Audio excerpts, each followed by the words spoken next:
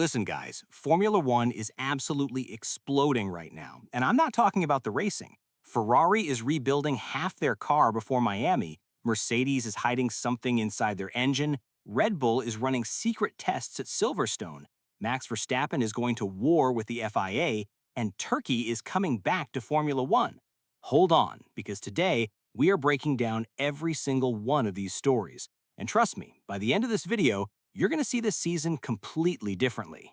Ferrari's complete SF26 revamp. So let's start with Ferrari, because what they're doing heading into Miami is honestly one of the most aggressive moves we've seen this season. Reports are saying roughly half of the SF26 is going to be completely different in Miami. Not a small update, not a tweak, half the car. New front wing, advanced chassis spec, revised floor, and rear suspension adjustments all coming at once. Ferrari used their Monza filming day as a full dress rehearsal. Leclerc in the morning, Hamilton in the afternoon, testing the Macarena wing, revised halo fins, and updated floor spec. This wasn't casual. This was Ferrari stress testing everything before Miami.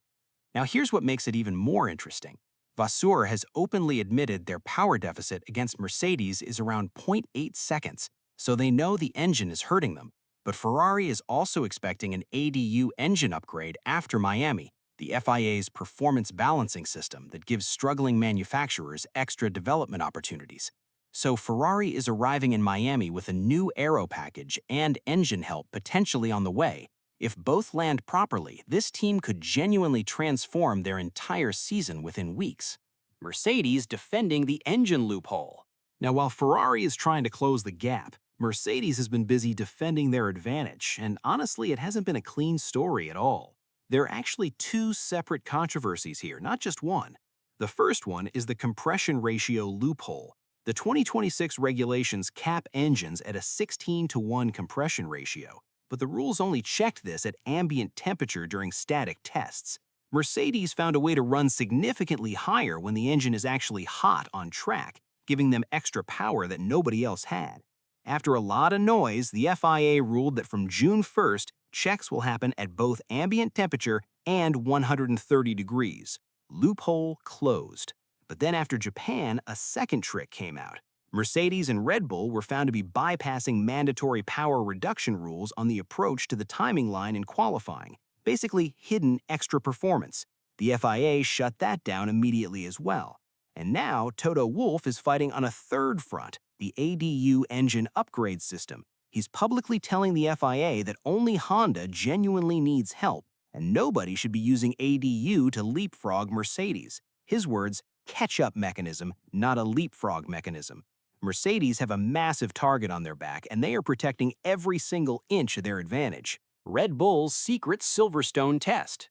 All right, so now let's talk Red Bull, because this one is genuinely entertaining.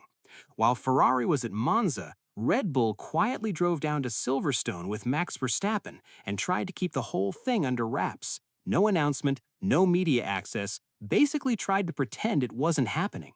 And then, of course, fans spotted them anyway, and the photos were all over social media within hours.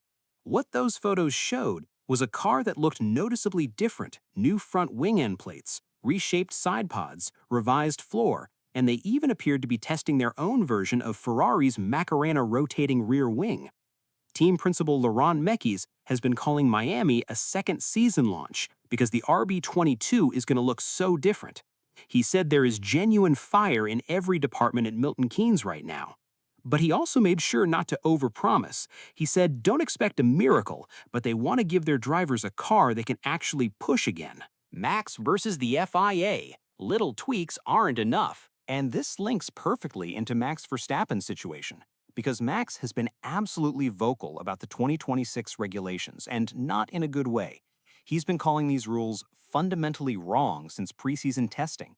He called the cars Formula E on steroids, he called the racing anti-racing, and even after the FIA announced a package of tweaks for Miami covering energy management, wet conditions, and race starts, Max came straight out and said, tweaking things a little bit doesn't fix what's actually broken at the core.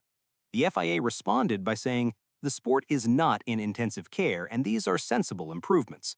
But Max went even further and said he wants V8 or V10 engines brought back. Now, that's not happening anytime soon, but when one of the greatest drivers on the grid is publicly questioning the direction of the sport, that conversation doesn't just go away quietly. Ferrari's nightmare, Hamilton or Leclerc? Now, back to Ferrari quickly, because there's another problem building inside the garage. 3 races in, and Hamilton and Leclerc keep fighting each other instead of the Mercedes cars. In Australia and China both, same pattern. The two Ferrari drivers battle between themselves, Russell and Antonelli drive away, and Ferrari ends up scrambling for third. Ferrari officially says there's no number one driver, and they'll let results decide. But at some point this season, with a 45-point gap to Mercedes, they are going to have to make a very uncomfortable call. Alonso at 44, new dad, still not done. Quick one on Fernando Alonso because it's genuinely a lovely story. He became a father for the first time this season. His son Leonard was born just before Japan, and he actually missed Media Day because of it. Then this weekend at the Monaco Historic Grand Prix, someone asked him about retirement, and he said he's been racing since he was 3 years old, and the day he has to stop will be one of the hardest of his life. He said he doesn't feel that time is now. Aston Martin's season has been a nightmare, vibrations, reliability disasters, finishing near the back, but Alonso says the worse things go, the harder it actually is to walk away. At 44, brand new dad, still fighting. Respect. Turkey is back. And finally, great news for every F1 fan. Turkey is officially back on the calendar from 2027. Istanbul Park has signed a 5-year deal running through to 2031. That legendary Turn 8, 4 apexes, flat out, absolutely terrifying, is coming back. The last time we were there, Hamilton won his 7th title in the reign. These new 2026 cars attacking Istanbul is going to be something special. So to wrap everything up, Ferrari is rebuilding half their car, Mercedes is defending every loophole they can find, Red Bull is secretly plotting a comeback, Max is at war with the rulebook, Ferrari can't decide between their own drivers, Alonso refuses to quit, and Turkey is back. My honest opinion? Ferrari's biggest enemy right now isn't Mercedes, it's themselves. And the question I want to leave you with, if Ferrari gets the Addio engine upgrade and the Miami Aero package actually works, do you think they can genuinely challenge Mercedes for this title? Or is the gap already too big? Drop it in the comments. See you in the next one.